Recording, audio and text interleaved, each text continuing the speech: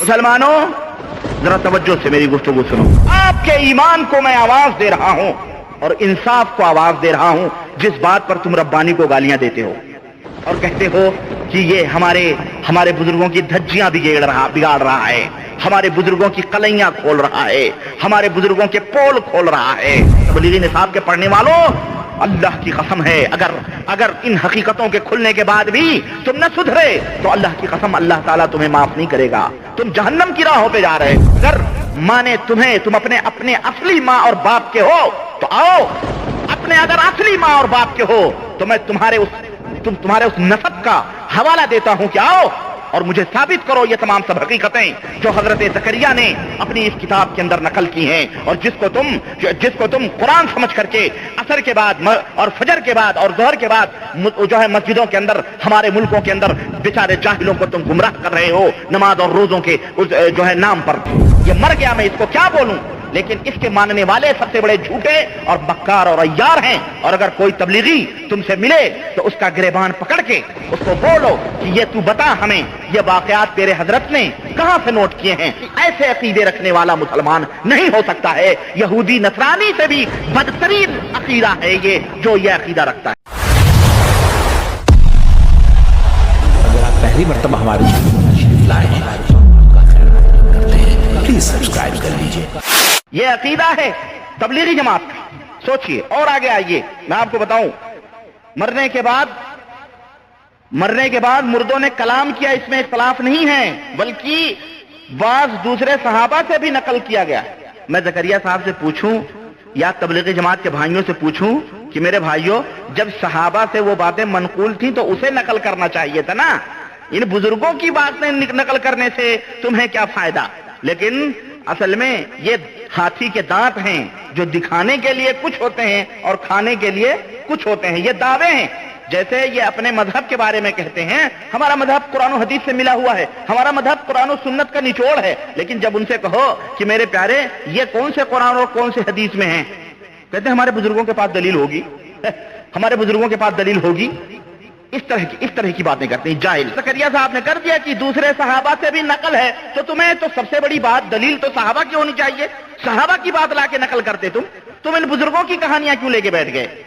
और सुने आप 483 सफा, जिसके अंदर लिखते हैं कि अबू अली रोजबारी कहते हैं कि एक फकीर मेरे पास ईद के दिन आया, बहुत बुरे पुराने कपड़े में, कहने लगा कोई पाक साफ जगह ऐसी है जहां कोई गरीब फकीर मर जाए। मैंने लापरवाही से लघु समझकर कह दिया अंदर आ जा और जहां है पढ़ के मर जा। वो अंदर आया, वजू की, चंद नमाजें पढ़ी और लेट कर मर गया। सोचिए, जिस बुजुर्ग को यह मालूम हो कि वो अभी मरने वाला है, उसे यह ना पता हो कि कौन सी जमीन पाक है कौन सी जमीन नापाक है, उसको पूछने की क्या जरूरत थी। लेकिन कहानी लिखने वाले ने और ज़करिया साहब ने जो कहानी लिखवाई है किसी राइटर से, शायद वो चूक हो गई उस राइटर से, उसको जरा और कुछ हकीकत साबित करने के लिए कुछ और मिर्च मसाले लगाने चाहिए थे। चुनांचे वो लेट मर गया उसने। कहते हैं उसकी तजहीज़ तकफीन की, जब कब्र में उसको सुलाया, सोचा लाओ जरा मुंह देख लें, कफन उठा करके देखा उसने कहा कि मैंने उसका मुंह खोल करके सोचा जमीन पे इसका मुंह रख दूं ताकि अल्लाह ताला इसके ऊपर रहम फरमाए। उसका मुंह खोला, जैसे ही कफन से आंखें उसने खोल दी। मैंने पूछा मेरे सरदार क्या मौत के बाद भी जिंदगी है। कहने लगा मैं जिंदा हूं और अल्लाह का हर आशिक जिंदा होता है, और सुनो वादे भी हो रहे हैं कि, और कह रहा है कि मैं कल कयामत में अपनी वजाहत से, यानी अपनी बड़ाई और अपने मकाम और मर्तबे का सहारा लेकर के तेरी मदद करूंगा कयामत के दिन। नऊज़ बिल्लाह। तबलीगी जमात के ये बुजुर्गान दीन हैं जिनके डंके दुनिया ही में नहीं बल्कि आखिरत में भी बज रहे हैं। जनाब आली, वहां भी इनके चार दांग के डंगे बज रहे हैं। बरेलवी अपने बुजुर्गों के बारे में कहे तो वो तो बिदती और मुशरिक है, और ये कौन से लोग हैं। और वाक़या बड़ा अजीब और गरीब, अल्लाहु अकबर। और मेरी समझ में नहीं आता, मैं समझता हूं ये लोग यहूदी थे क्या, ये लिखने वाले यहूदी हैं या तबलीगी जमात वाले यहूदी हैं, नसरानी हैं, क्या हैं ये, मुझे तो यकीन नहीं आता है। मैं समझता हूं कि जिस तरह से अब्दुल्ला इब्न सबा ने इस्लाम का चोला पहनकर और मुसलमानों को गुमराह किया और हजरत अली के बारे में लोगों को यह तासुर दिया कि देखो हजरत अली जो हैं वही नबी बनने वाले थे, या हजरत अली उलूहियत के मकाम और दर्जे पे बैठे हुए हैं। मैं समझता हूं कि یہودی لباسوں میں یہودیوں نے اسلام کا لباس اوڑھ کر کے تبلیغی لباس اوڑھ کر کے اب مسلمانوں کے ایمان و عقیدوں پہ ڈاکہ ڈالنا شروع کیا ہے، ورنہ یہ شیخ الحدیث ہیں، اللہ کی قسم۔ صفحہ 480 کھولیں نہایت ادب اور احترام سے اور واقعہ پڑھیں صفحہ 480 کا۔ کہتے ہیں حسن بن حی کہتے ہیں کہ میرے بھائی علی جو تھے ان کا جس رات میں انتقال ہوا انہوں نے مجھے آواز دے کر پانی مانگا، میری نماز کی نیت بند رہی تھی، میں سلام پھیر کر پانی لے کر گیا، میں نماز چونکہ نیت باندھ لی تھی اس لیے انہوں نے پانی مانگا لیکن میں نماز میں تھا، لیکن سلام پھیر کر میں پانی لے کر کے گیا، وہ فرمانے لگے میں تو پی چکا ہوں، وہ فرمانے لگے میں پی چکا۔ زکریا صاحب لکھتے ہیں کہ پھر اس بزرگ نے کہا کہ میں نے کہا کہ آپ نے کہاں سے پی لیا؟ گھر میں تو میرے اور آپ کے سوا کوئی اور ہے نہیں، ارے ایک تو میں ہوں یا تو آپ ہیں، اور ہم دونوں کے سوا تو اور کوئی گھر میں ہے نہیں۔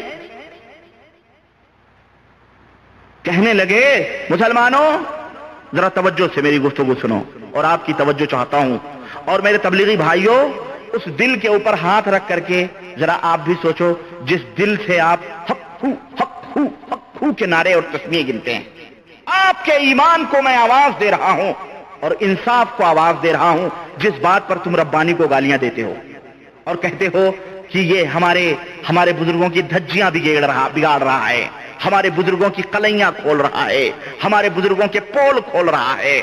ہم شیخ کی سنتے تھے مریدوں سے بزرگی، ہم شیخ کی سنتے تھے مریدوں سے بزرگی، تحریر سے دیکھا تو امامے کے سوا ہیچ، سوائے فخر الاماثل زبدۃ الاماثل حضرت مولانا الحاج الحافظ المحدث محمد زکریا صاحب مدد اللہ شیخ الحدیث مدرسہ مظاہر العلوم سہارنپور دیوبند، اس کے علاوہ ہمیں ان میں کچھ نظر نہیں آتا ہے۔ یہ کفر کا عقیدہ دیکھو تبلیغی جماعت کے بھائیوں، کفر دیکھو، کفر یہ دیکھو۔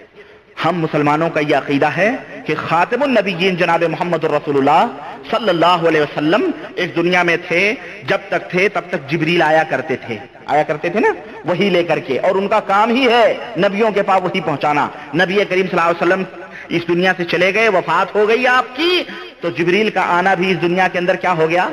بند ہو گیا۔ حضرت فاطمہ الزہرا کہتی ہیں جبریل میں اپنے ابا کے موت کی خبر تجھے کیسے دوں؟ جب میرے ابا تھے تب تو آیا کرتا تھا، آج میرے ابا نہیں ہیں، میں کیسے تجھے اپنے ابا کے موت کی خبر دوں؟ صحابہ کا یہ عقیدہ تھا کہ جبریل نہیں آتے، لیکن تبلیغی جماعت کے ہاں جبریل علیہ السلام باقاعدہ آتے ہیں۔ سنیے لکھتے کہتے ہیں انہوں نے کہا کہ میرے سوا اور آپ کے سوا تو کوئی نہیں ہے یہاں پہ، پھر کیسے آپ نے پانی پی لیا؟ کہنے لگے ذرا دل پہ ہاتھ رکھ کے سوچو مسلمانوں، کہنے لگے کہ حضرت جبریل علیہ السلام ابھی پانی لائے تھے، وہ مجھے پانی پلا کر کے گئے ہیں۔ نعوذ باللہ، دیکھ رہے ہیں عقیدہ یہ کون سے قرآن اور کون سے حدیث کا عقیدہ ہے ہمیں بتاؤ ذرا۔ اور یہی نہیں کہ وہ پانی پلا کے گئے ہیں، کہہ گئے ہیں کہ تو اور تیرا بھائی ان لوگوں میں ہیں جن پر حق تعالیٰ نے انعام فرما رکھا ہے۔ نعوذ باللہ۔ اور سنو یہ تو جبریل آ رہے ہیں، ان کے یہی لوگ ہیں بھائی، انہی کی شان ہے تبلیغی جماعت والوں کی، اور یہ قادری چشتی اور پادری والوں کی، جو اپنے رائے منڈ میں بلاتے ہیں، اپنے کانفرنسوں میں بلاتے ہیں، اپنے جلسوں میں بلاتے ہیں، اور جہاں ٹکٹ وکٹ دے کر کے نبی کریم صلی اللہ علیہ وسلم کو ادھر ادھر پاکستان میں کراچی میں کہاں پھراتے ہیں، گھماتے ہیں، یہ انہی لوگوں کی شان ہے، انہی لوگوں کی شان ہے۔ سنو حضرت کہتے ہیں ایک بزرگ تھے، ان کا انتقال ہوا، میں سفر میں گیا ہوا تھا، جب میں سفر سے واپس آیا تو ان کے بھائی حسن بن صالح کے پاس تعزیت کے لیے گیا، مجھے وہاں جا کر رونا آیا۔ وہ کہنے لگے رونے سے پہلے ان کے انتقال کی کیفیت سنو، کیسے لطف کی ہے۔ جب ان پر نزا کی تکلیف ہوئی، یعنی جب موت آئی تو مجھ سے پانی مانگا، میں پانی لے کر گیا، کہنے لگے میں نے تو پی لیا۔ میں نے پوچھا کس نے پلایا؟ کہنے لگے حضور اقدس صلی اللہ علیہ وسلم فرشتوں کی بہت سی صفوں کے ساتھ تشریف لائے تھے اور مجھے پانی پلا دیا، مجھے پانی پلا دیا۔ مجھے خیال ہوا کہ کہیں غفلت میں کہہ رہے ہو بھائی۔ اس نے کہا آدمی نے کہ میں نے سوچا کہیں غفلت میں کہہ رہے ہوں، اس لیے میں نے پوچھا فرشتوں کی صفیں کس طرح تھیں؟ کہنے لگے اوپر نیچے اس طرح تھیں، ایک ہاتھ کو دوسرے ہاتھ کے اوپر، اس طرح فرشتوں کی صفیں تھیں، اوپر نیچے فرشتوں کی صفیں تھیں۔ نعوذ باللہ۔ مسلمانوں یہ قرآن کا عقیدہ ہے؟ یہ ہے کسی مسلمان کا ایمان اور عقیدہ؟ ہرگز نہیں ہو سکتا ہے۔ یہ مسلمانوں کا ایمان اور عقیدہ نہیں ہو سکتا ہے کہ نبی کریم صلی اللہ علیہ وسلم ان کو پانی پلانے کے لیے ان کے نزاع کے وقت میں آئیں۔ اور بریلویوں کے اگر بزرگان دین ان کے پانی پلانے کے لیے ان کے نظام میں یا ان کے جنازوں میں یا ان کے جگہوں پہ آئے تو تم انہیں تو مشرک کہتے ہو، اور ان کو کیا کہو گے؟ مجھے بتاؤ آپ۔ مجھے لگتا ہے کہ یہ یہودی لوگ ہیں۔ یہ نماز روزہ حج زکات جو ہے نا، یہ صرف ایک ٹائٹل ہے اندر طور، اور یہ جو چلت پھرت کر رہے ہیں یہ جاہل بیچارے، یہ تو جاہل ہیں، ان کو تو چھوڑو، یہ تو جاہل ہیں جو لوٹے اور بسترے لے کر کے ادھر ادھر دوڑتے ہیں، سمجھ، یہ تو جاہل ہیں۔ میں ان کی بات کر رہا ہوں جو مرکزوں میں بیٹھ کر کے خوب ان لوگوں کو گمراہ کر رہے ہیں اور ان کو تبلیغ کے نام پر یہ تمام سب کر رہے ہیں۔ اللہ کی قسم مجھے لگتا ہے یہ لوگ یہودی یا نصرانی ہیں، یہ مسلمان نہیں ہے صحیح طور پر۔ کیوں؟ اس لیے کہ ایسا فاسد عقیدہ، نعوذ باللہ، کہ اللہ کے نبی کو وفات ہو گئی، زمانہ ہوا، اللہ کے نبی صلی اللہ علیہ وسلم کو ان کے موت کی خبر ہو رہی ہے، بزرگ کے باقاعدہ حضور پانی لے کے آ رہے ہیں، ان کو پلا رہے ہیں، ان کو سب کچھ کر رہے ہیں، اور وہیں حضرت عثمان غنی رضی اللہ تعالیٰ عنہ تڑپ کر کے مر گئے، ذبح کر دیا گیا انہی کے حجرے میں نبی کریم صلی اللہ علیہ وسلم کے بغل میں۔ لیکن حضرت محمد رسول اللہ صلی اللہ علیہ وسلم نکل کے انہوں نے پانی نہیں پلایا۔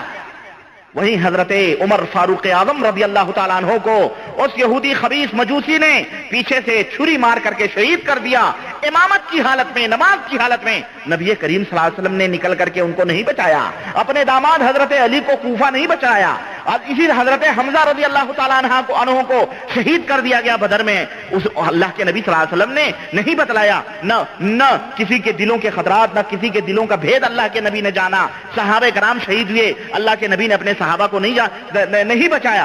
سوچئے یہ کہاں پدی کے شوربے کہاں مر رہے ہیں، حضور باقاعدہ آ کر کے ان کو پانی پلا کے جا رہے ہیں۔ زکریا صاحب تبلیغی نصاب کے پڑھنے والوں، اللہ کی قسم ہے اگر ان حقیقتوں کے کھلنے کے بعد بھی تم نہ سدھرے تو اللہ کی قسم اللہ تعالیٰ تمہیں معاف نہیں کرے گا۔ تم جہنم کی راہوں پہ جا رہے ہو، تم جس جگہ پہ جا رہے ہو تعصب پھینکو، اور نہیں تو اگر مانے تمہیں، تم اپنے اصلی ماں اور باپ کے ہو تو آؤ، اگر اصلی ماں اور باپ کے ہو تو میں تمہارے اس نسب کا حوالہ دیتا ہوں کہ آؤ اور مجھے ثابت کرو یہ تمام سب حقیقتیں جو حضرت زکریا نے اپنی اس کتاب کے اندر نقل کی ہیں، اور جس کو تم قرآن سمجھ کر کے عصر کے بعد اور فجر کے بعد اور ظہر کے بعد جو ہے مسجدوں کے اندر، ہمارے ملکوں کے اندر بیچارے جاہلوں کو تم گمراہ کر رہے ہو نماز اور روزوں کے جو ہے نام پر۔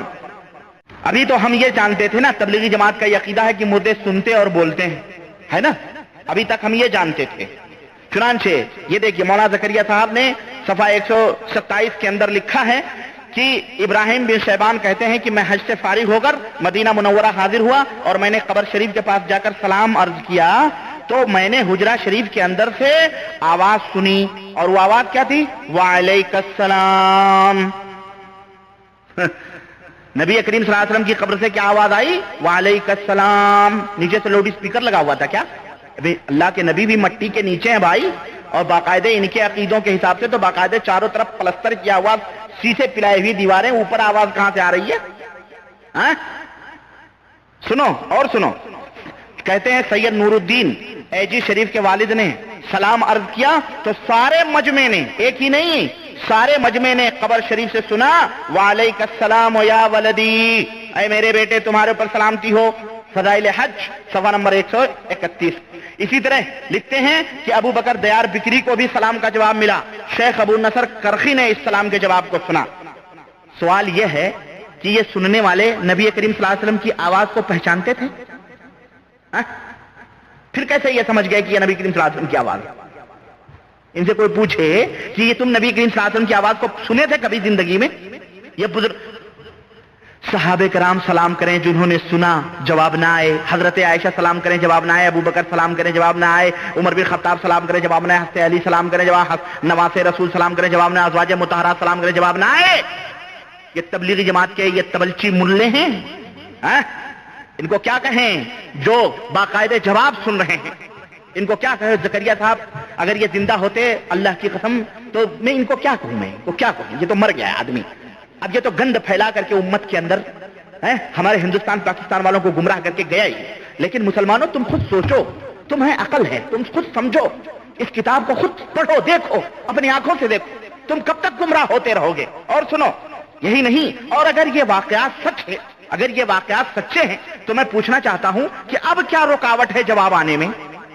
اب کیوں نہیں سلام کا جواب آتا ہے؟ ہر سال لاکھوں کی تعداد میں لوگ زیارت کے لیے جاتے ہیں، لیکن سارے کے سارے سلام کا جواب سننے سے محروم رہتے ہیں۔ کوئی تبلیغی بھی سنا ہے سلام کا جواب؟ بتاؤ، جواب دو، کیا وجہ ہے کہ اب اولیاء اللہ نہیں رہے دنیا میں؟ صرف ولی اللہ ہی وہی دو چار سنتے تھے، باقی آپ نہیں کوئی سنتا؟ اور جواب سننے میں تو انہوں نے کہا کہ پورے مجمع نے سنا، تو کیا پورا مجمع؟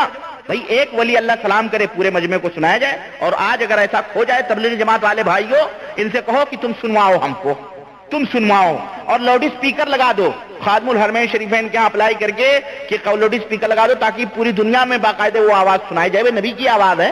نعوذ باللہ، یہ کیسی بدعقیدگی ہے جو حضرت زکریا نے اپنے اس کتاب میں لکھ کر کے جو ہے امت کو گمراہ کرنے کی کوشش کی ہے۔ اور اسی طرح کہتے ہیں، سنیے، فرماتے ہیں کہ حضرت یہ فضائل حج صفحہ نمبر 138 کہتے ہیں کہ حضرت ابو بکر کی وصیت کے مطابق حضرت علی نے انہیں حجرے میں دفن کرنے کی اجازت مانگی۔ یہ واقعہ بیان کیا ہے اس محدث نے، ہمارے عہد کا محدث ہے، جو سب سے بڑا محدث بدعتی اور گپ باز اور جھوٹا اور مکار ہے۔